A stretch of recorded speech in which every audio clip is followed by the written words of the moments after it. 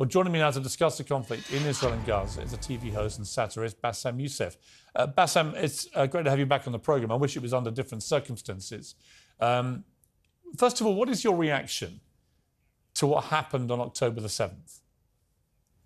Oh, it was terrible, of course. I mean, we kind of get our news kind of also secondhand because, you know, my wife's family, they live in Gaza. They have cousins and uncles there. Their house also was bombed. We haven't been able to communicate with them for the past 3 days. Communication are lost. So we don't know actually what is the, how are they doing, but you know, we're used to that. I mean, it's just like, it's very repetitive. We're used to that. We're used to them being bombed every time and moving from one place to the other. You know, it's just like those Palestinians, they're very dramatic. Israel killing us.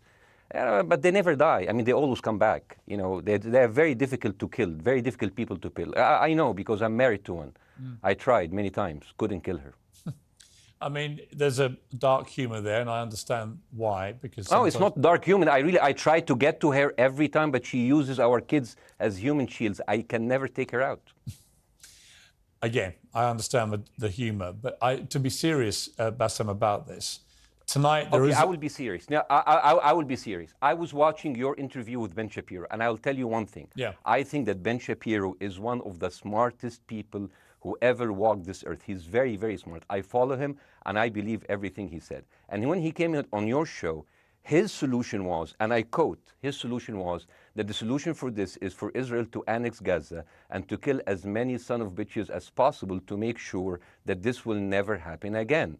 And anyone who called for a ceasefire will be a terrorist sympathizer. So God forbid, I don't want to be labeled as a terrorist sympathizer. So I agree with Ben Shapiro. I think we should kill as many son of bitches as possible. Well, let me, so okay, far, but Bassem, so far 3,500 people were killed, including 5,000 son of bitches in the bombing of the Baptist hospital as we speak right now. 1/3 of those 3,500 were children. So my question to Ben Shapiro is, how many more son of bitches do we need to kill so Ben Shapiro is happy? Okay, because it changes Bassem, from one year. It changes from one. I'm sorry that.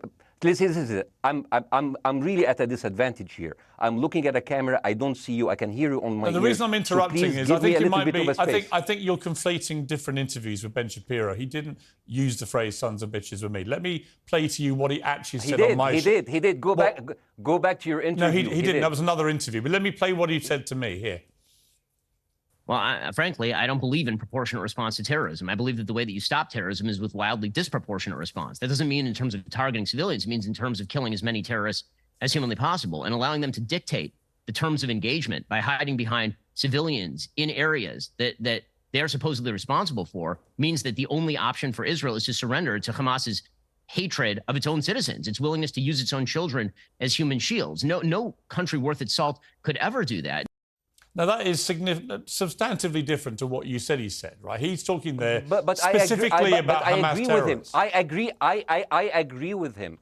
The thing is, the question is, what is a proportionate response? Because it has been different from one tier to another. So if you look to this graph, for example, this is the death of Israeli and Palestinians, and it's changing from one year to year. It's like fluctuating like crypto. So my question is today, what is the going rate today for human lives? I mean, 2014 was a great year for Ben Shapiro. 88 Israelis were died, and there was 2,329 Palestinians killed on the other side. That is one Israeli for 27 Palestinians. That is a very good exchange rate. What I'm saying is, what is the exchange rate for today? So you guys will be happy. That's my question. Well, it's not me, guys. I'm not on either side. No, not you. Like when I say you guys, I say like the people on the other side of that. I know that you don't think like that, Piers. You're one of the good guys. But let me tell you something. I mean, the reason that I'm using this is that, I mean, I can't remember what happened in 2014, and there was no music festival, but there must be something. I mean, they must do something. It is their fault. It has to be something. I mean, 2018, 300 Palestinians died. Who's counting, you know?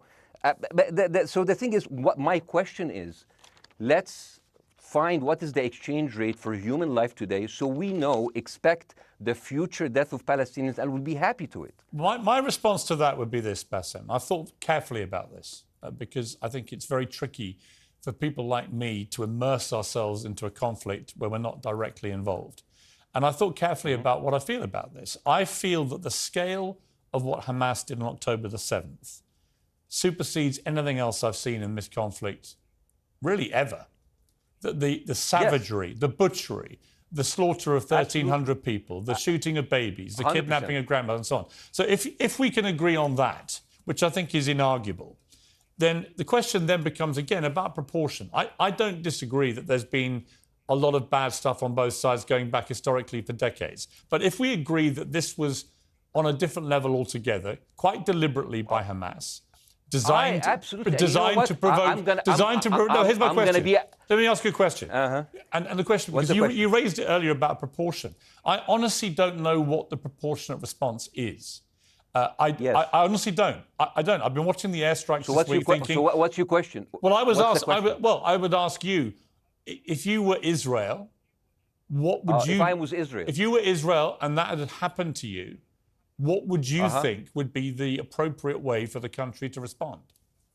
I would do exactly like Israel did, kill as many people as possible, since the world is letting me do it. I mean, I can do it because I can, you know. But the thing is, you know what? I agree with you. And you know what? I'm going to be even ahead of you, because I see the question coming. Do you condemn Hamas for the atrocity? Yes, I condemn Hamas. I condemn Hamas. I condemn Hamas is the source of all evil. They're a reason for everything. And you know what? Let's, for a minute, imagine a world without Hamas. Right. What will this word look like? Let's give this word a name, and let's name this word the West Bank. Hamas has absolutely no control in the West Bank. And since the beginning of this year, only through August, 37 Palestinian kids were killed. No music festival, no paragliding, no Hamas. Since the occupation of the West Bank, 7,000 Palestinians were killed. No music festival, no paragliding, no Hamas. I can go on and on and on and on. No, but you don't need to, because in a way you're preaching to the choir. I've followed this crisis. Oh no, you're not preaching. So the thing is, like, in the sense that I know that what you're saying has validity. Of course, Piers. By the way, Piers. I am at a disadvantage here. I can hear you. I cannot see you. I am in a claustrophobic room, and so please cut me some slack and don't interrupt me and interrupt my points. Sure. So, because this has to be fair. Understand. Because if you want to only hear your opinion, I can just condemn Hamas and go home. I can do that. So, do you want to do that, or do you have a much more nuanced conversation? No, I absolutely want to have a nuanced conversation. I wasn't aware I was interrupting you. I thought I was letting you speak. Amazing. So let's. I mean, I would say I really applaud Israel for doing one thing that no military force in the world does. Because I heard Ben Shapiro and I heard Ron DeSantis, and they said Israel is the only military force in the world that warns civilians before bombing them. I mean, how fucking cute. That is so nice of them. So, because with this logic, if Russian troops started warning Ukrainians before bombing their houses, we're cool with Putin, right? I mean, okay, Habibi, you have warned them, go invade. It's fine. You have done your job. I mean, the thing is, and I understand, and I also heard Ben Shapiro talking about Human Shield. So you remember my wife's family, they live in Gaza. So I asked them, I told them, when Israel gives you the nice warning, the cute warning, does Hamas force you to stay in your home so you can be bombed and use as Human Shield? You know what, Hassan here, my wife's cousin, he's a loser, you know. He told me, you know, when I asked him, does that happen? He told me, no. The lying son of a bitch lied to me. I told him, you don't understand. Ben Shapiro and Ron DeSantis keep saying that Israel warned you and Hamas asked you to stay put. So I told you, he's a loser. He never kept a job. He even failed in all of the interviews to become like a Human Shield. I would believe Ben Shapiro. Let me ask you this, Bassam. So let's go with that. No. Let me ask you this. At some point, I must be able to ask you questions. It's not a monologue for you, Bassam. If we agree that for the 14,000 casualties, I mean, who's counting, are Human Shield, does that mean that every single one of those civilians was standing, obscuring a military target behind them? Because that's a lot of weapons. I mean, Hamas is packing. No, of course it doesn't. And look, it doesn't. So there's some collateral damage. Lots of collateral damage. Yes. It's fine, yeah. You kill some to save some and then kill some more. Yeah, I agree. Yeah. Well, let me ask you this. Again, it comes back to proportionate response. When the world decided it had to get rid of ISIS because of the appalling butchery they were carrying out, it did so by also killing very sadly, a lot of civilians along the way by doing airstrikes against places which But killing civilians are inevitable. You said that in the beginning. My point is, it's inevitable. Yeah, but once Israel has decided that they want to get rid of Hamas, and Hamas is embedded with civilian population, I'm very concerned about what's going to happen next. I've written a column tonight saying, I remember the Iraq War, which I opposed, right? I remember all this. So my question for you is, what would you think would be an appropriate response by Israel to what happened? Well, these are years of disproportionate responses of Israel. Right. Did it solve the solution? Did it solve the problem? Did it work before, so it will work? What will be the surprise this time? What will be the twist that will make this work this time? What will be different this time? Seriously, I mean, like, this is only the last 15 years. I mean, because it's too many papers. I just got this. But how will this be different? And the thing is, I am so glad in the introduction that you mentioned the Iraq War. I applaud you, Piers, for saying that, because you were honest about it. You said that spreading lies like WMDs make people look at those people as less of humans, and they would accept the death of 1 million Iraqi, whether by sanctions or by invasion, right? You are a good man. This is amazing. And you know what is similar? Is when you spread the lies of 40 decapitated babies, although it was refuted. So what happens when people hear that, killing babies is horrible. But when you say decapitated 40 babies, you are planting a certain image with a certain trigger in people's mind. Who has said that? Who has said 40? Who has said that? You have said 40 decapitated. Who has said that? You have repeated. No, I haven't. What? I've never said that. You haven't said on your show 40 decapitated babies? Never. Ben Shapiro didn't say it? No. Ron DeSantis didn't say Nobody it? has said it. Okay, no, nobody said it? No. Oh, okay, maybe I am wrong. Decapitated. Here's you're the thing. wrong. I've never said that. The thing, what happened, no, you're wrong. But the thing is,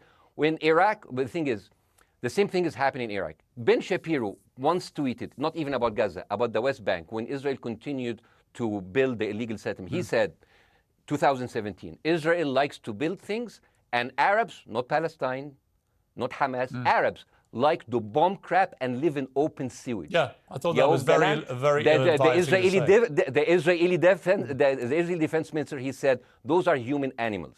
And the thing is, Ben Shapiro should know better, because, long before the Holocaust, before Jewish people were thrown in the gas chambers, the Nazi propaganda called them rats. Now, as a human being, I will never accept that another human being being thrown into a gas chamber. But a rat, kill 10, kill 1,000, 3,500. They are son of a bitch. They are human animals who live in open sewage and decapitate babies. And because of that propaganda, Mr. Morgan, that guy in Illinois, the 71-years-old guy, he killed, stabbing the 6-year-old Palestinian kid in Illinois 26 times. And he used to play with him. They used to be friends.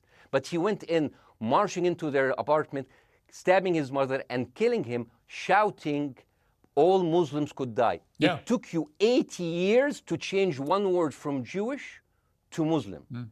And then you transferred your guilt to us and took away our land. Bassem, let me ask you a question. That deal sucks, man. Let me ask you a question. How do we get from where we are now to peace? Well, first of all, you need to change the perception. Nikki Haley, the American presidential candidate, said, we are in Israel in this because it's a fight between good and evil. Now, if you already decided someone is good, he can do no evil. And if you decided someone is evil, it's good to kill them. Killing them is good. You see, and the thing is, it is not like something new. I mean, I look at history and I see, I'm sorry to say this, but Westerners has always dealt like this with indigenous people. You first treated them like savages, Native American, First Nation, Aboriginal. They're savages. Kill all the savages. And then when they're almost extinct, you start feeling sorry for them, like animals. So maybe the solution is that we kill as many Palestinians as possible, so the few of them that remains do not bother you. And maybe Netanyahu, when he lives for another 100 years, he'll become a tree hugger. Let me just challenge you on this. And he will campaign for preserving the three Palestinians. You keep talking about Westerners like me. Okay, so let me return the favor, okay? Hamas is dedicated to the complete eradication of Jewish people. I am not the spokesman for Hamas. I'm not saying you are. Why do you keep... I'm not saying I'm you not are. their spokesman. You're talking to me. I fucking hate them. Bassem, Fuck Hamas. you are Hamas. No, are you happy? You're missing my point. You're talking in a generalized way about people in the West who always talk about Arabs as savages. I don't. No. I'm talking about America. I actually led the campaign. I led the media campaign in this country against the Iraq War. Okay, so I don't see. I don't see people in the Middle East as savages. You are one of the good ones. But what I would say is, I'm talking about you. You're great. No, it's not about me being amazing. great. We love you. It's about the way Hamas behaved on October the 7th was like savages, like a pack of savages. It was the worst atrocity against Jewish people since the Holocaust. There has to be, of course, there has to be a response. They should be eradicated. My question for you is, notwithstanding the history, Bassem, what is the proportionate response? But I don't know. But there's no Hamas in the West Bank, and they're still dying there. So what's your excuse? I don't have any excuse. Okay, what's your explanation? Sorry, my earpiece went down. Listen, I don't make any pretense that this hasn't been a massive problem between Palestine and Israel going back to the mid-40s. We all know this, right? Piers, listen. I'm not saying that you're making excuses, but if you are adopting a certain point of view, you have to at least defend it. I'm telling you, there is no Hamas in the West Bank. What is the excuse? Not your excuse. What is the excuse to kill those people? Well, listen, this question of proportionality is one that... No, answer my question. I've been answering your question. You answer mine. It's actually not my job to answer your questions. It's not. Okay, not your job. Not. I agree with you. I'm more interested in you, who has family in Gaza, who's an Egyptian in the Middle East, right? I'm more interested in what you have to say. Okay, I'm telling you. I think Hamas is the problem, okay? Right. Now, let's say Hamas is removed. Let's Hamas. I'm agreeing with everything.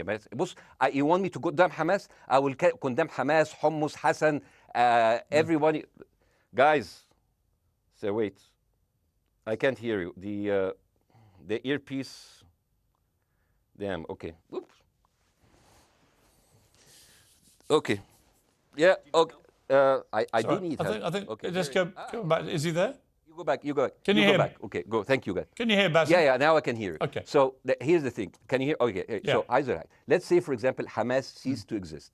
Okay? Do you hear me? Yes. Yeah, Hamas ceased to exist today. Now, right now, in Palestine, in West Bank and Gaza, 20% of Palestinians go through Israeli prison system, whether imprisonment, whether interrogation, whether torture.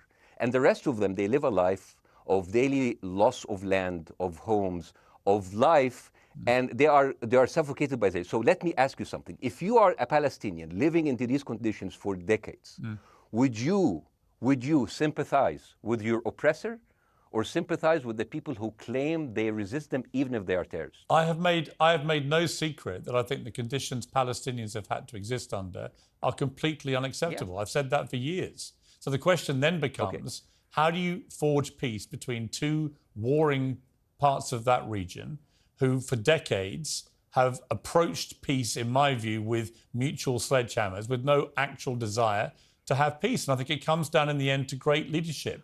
And I don't think there's great leadership. I don't think, well, hang on, let me make my point. I don't think there's great leadership on either side. Where is the Nelson Mandela figure here to come through all this hatred on both sides? Nelson Mandela? Yeah, where is that figure? Nelson Mandela actually have criticized Israel for being a horrible state. All of the South African activists have actually called Israel. My point is about how he responded to a country that was so divided. Is a template for how you get to peace, isn't it? I haven't met Nelson Mandela, so I wouldn't know. But like there's a point. There's a very important point here. You know, I want to understand.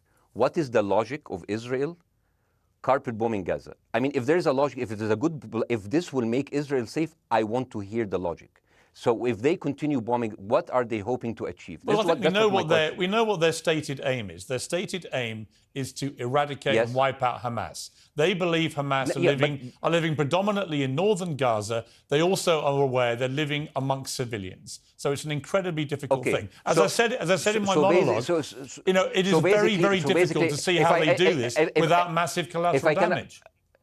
So if I can understand this correctly, basically Israel is doing this to pressure the Palestinian community in Gaza to turn against Hamas. Is that right? I'm sure that's part of it, yes. That's part of it. So this is exactly what terrorist organizations do, because terrorist organizations will have no chance beating a whole nation in battle. So they terrorize and they kill the civilians in order to spread fear and terror so they can turn against their government to change their policy or to resign. You have just compared Israel with ISIS. No, I haven't. I don't see any comparison between It's going to be the headlines tomorrow. Piers Morgan, Israel is ISIS. Only amongst people who weren't listening. The comparison, which is more apposite, is ISIS and Hamas. They are both nihilistic terror groups intent on killing as many Jewish people and others as they can possibly kill.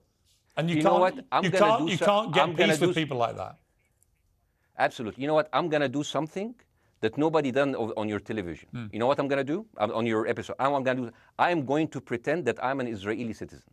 I'm going to put myself in the place of an Israeli settler in the kibbutz. And I want to speak to my Prime Minister, Benjamin Netanyahu.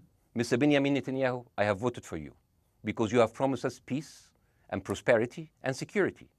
On the 7th of October, those son of bitches Hamas, they went into the fence that is regularly heavily guarded.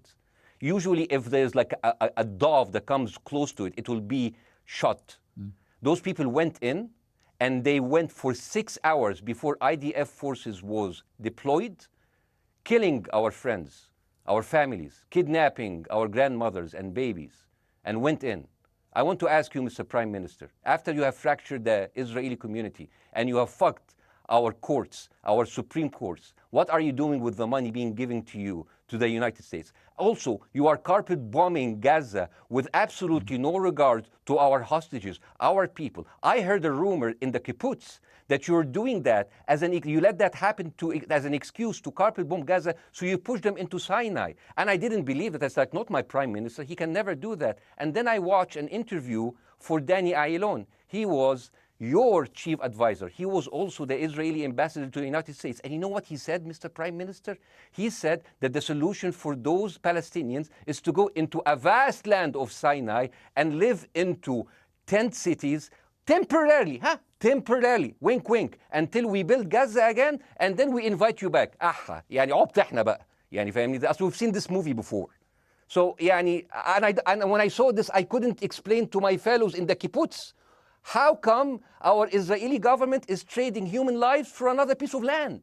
So as an Israeli citizen, I need to hold my Israeli government accountable. And as an American citizen, I want to know all of these money that we are giving to Israel. We're giving them $4 billion every year.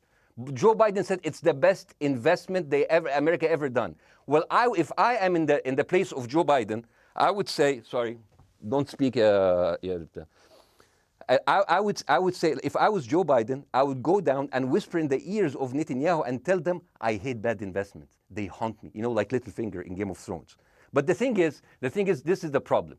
Israel always victimizes itself, and I have never seen a victim putting their oppressor under siege and bombing them 24/7. Israel wants you to believe that they are the victim.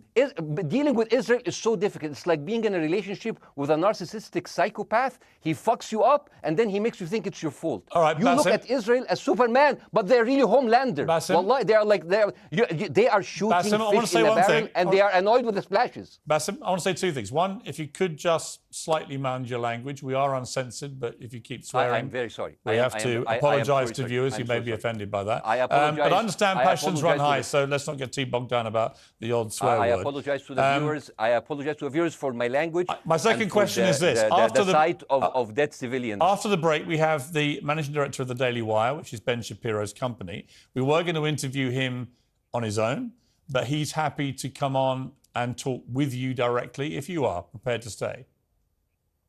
Well, of course, I can stay, but again, I am... Fuck. I am in a disadvantage, and I would like to have my space to respond. Okay, we'll come back after the break. Because here's the thing. There's Bassem, two things we're I want going to go to a before, break. all right? When we come back from the break, it'll be you and Jeremy Boring from the Daily Wire. I have news. We're taking a short break, Bassem. I'll be back. Welcome back to Uncensored. For more on the situation in Israel, I'm joined now by the CEO and co-founder of the Daily Wire, Ben Shapiro's partner, Jeremy Boring. Jeremy, thank you very much indeed for joining me. I'm sorry we demoted you earlier to mere MD. You are the CEO and co-founder. You know Ben Shapiro better than anyone, really. I did a big interview with Ben, obviously, the other night, which went around the world and has sparked a big reaction, including from our guest, Bassem Youssef, who's still with us. First of all, you've been listening to Bassem and what he's been saying. What's your response? Well, first of all, I make it a point not to speak for Ben Shapiro. He's got a 20 IQ points on me and speaks for a living professionally, so he's much better prepared to defend himself. But as his business partner, as his best friend, I do feel like I have to respond to the things that Bassem was just saying.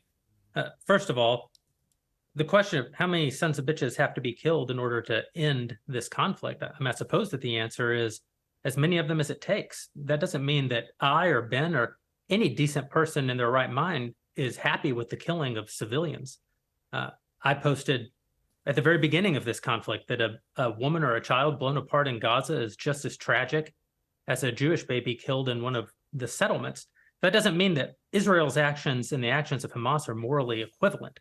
You know, the tragedy is the tragedy, but the moral equivalency is nonsense. If you entered Israel with the express purpose of targeting and murdering civilians with your own hands in cold blood, that is not comparable to Israel bombing targets in the Gaza Strip and killing civilians as a terrible, tragic consequence. War is terrible.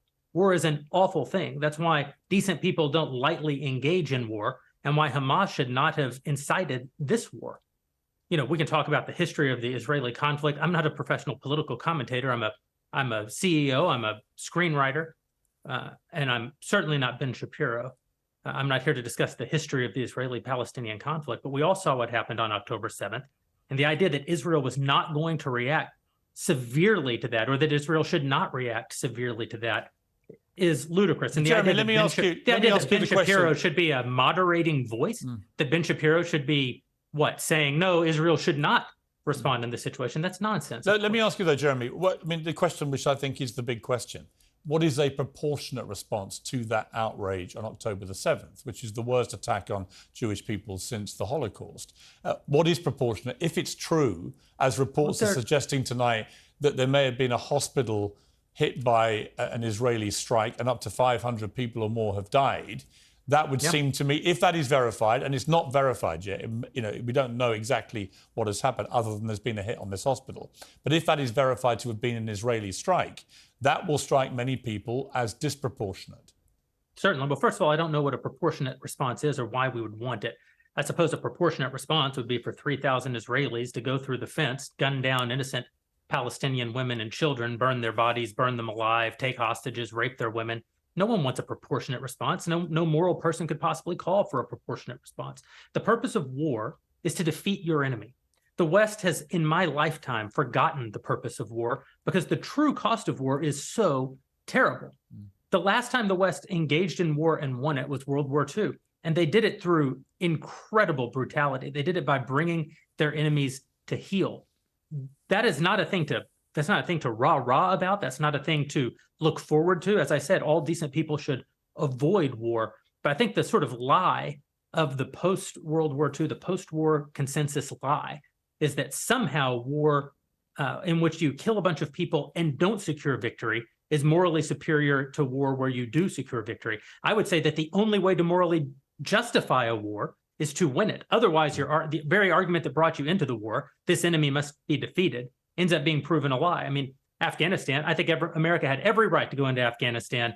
The Taliban was harboring Osama bin Laden and Al-Qaeda. Al-Qaeda flew planes into buildings in the United States, killed thousands of our citizens, brought the nation into untold agony, pain, and horror. America had every right morally to go in and destroy the Taliban and destroy Al-Qaeda. Yeah, but I would argue, the Taliban now rules in Afghanistan. The war was not won. But that's my point, actually. I've done a column about this tonight for The Sun here in the UK, which is I was editor of a newspaper when the Iraq War happened. I opposed it very aggressively as the editor I of the recall. paper. And sadly, we were borne out by events. It was a complete disaster, the Iraq War, in my view. It was illegally contested, I think. And the consequences were appalling in terms of loss of life, 1 million people, in terms of ISIS being allowed to breed and create their merry hell around the world, in terms of complete dismantlement of Iraq itself as a functioning country. And I think Afghanistan, again, 20 years of attacking an enemy, which is now running the country again, seemed to me, again, to be kind of pointless. And I do wonder whether Israel, in its blind fury, which I completely understand, has thought through the consequences of actually launching a full air, ground and sea offensive into Gaza as to actually what happens at the end of that. Well, I suppose Israel wasn't really given the opportunity to fully contemplate what the consequences of that action might be, because Israel didn't instigate this war. This war was instigated by a horrible terrorist attack on Israel. And a state is put in a position where it has to respond. Now, one might argue that the very fact that Israel has yet to actually launch their ground invasion means that they are actually making a calculation about what the cost will be, what victory looks like. Any rational person, any decent person can engage in a conversation about what is the appropriate response for Israel. Of course they can. But this sort of moral equivalency thing, I don't think is a sign of decency to engage in a conversation about moral equivalency. Let me bring Bassem back in. You've been listening to this, Bassem. What's your response to what Jeremy's been saying? I'm sorry, I didn't catch the gentleman's name. It's Jeremy Boring. He's the chief executive of the Daily Wire and co-founder with Ben Shapiro of the Daily Wire. Hi, Jeremy. Please say hello to Ben Shapiro, and please tell him that I do think he is the smartest person to ever walk the earth. Thank you so much. So, as a response to Jeremy, I agree with everything you said. I mean, what is disproportionate? I mean, he just used the examples from Second World War and America, showing that civilian casualty is, I mean, I heard his voice. He was very sad, and as he was telling us, it is so inevitable to kill so many civilians because it's something that we cannot avoid. I hear the sadness in his voice, and I know that it's a very difficult decision to kill all of these civilians because that's for a higher cause, and I understand. But my question, I have two questions. The question is, how can you justify the killing in the West Bank where Hamas does not exist? And if the disproportionate response during over all of these years have actually worked, what will be new this time that did not happen before? I just want to. That was my question. Okay, that was my question. I'm gonna. Okay. So now, if I ask the question, can I say something on my side? Well, a little bit personal? Bassem, with respect, a little bit personal. Bassem, with respect, I gave you half the show to have your side. Jeremy's had a lot less time. I'm going to have to You move want me on. to leave? Bassem, I'm going to have to let you go because we've been on air with you for 40 minutes. Okay. Now. Bye bye. Right? But listen, bye. I would like to talk to you again, and thank you for joining the program. I appreciate it. Oh, by the way, my wife's family is all right, and they sent us a house. It's bombed. It's beautiful. It's going to be a good like Halloween theme. So well, I'm very sorry for what your family are going through in Gaza, and I mean that very sincerely. By the way, I don't know. I don't know I don't know him. By the way, I haven't actually met them. They didn't even come to my wedding. They couldn't because they are stuck in Gaza. Okay. And she never saw them because Gaza is not a destination. Bassem, as I say, we hear their voices, and it's they die. It's fine. It's fine. Bassem, I wish your family all the very best. Thank you for joining me. I appreciate it. I don't. Thank you.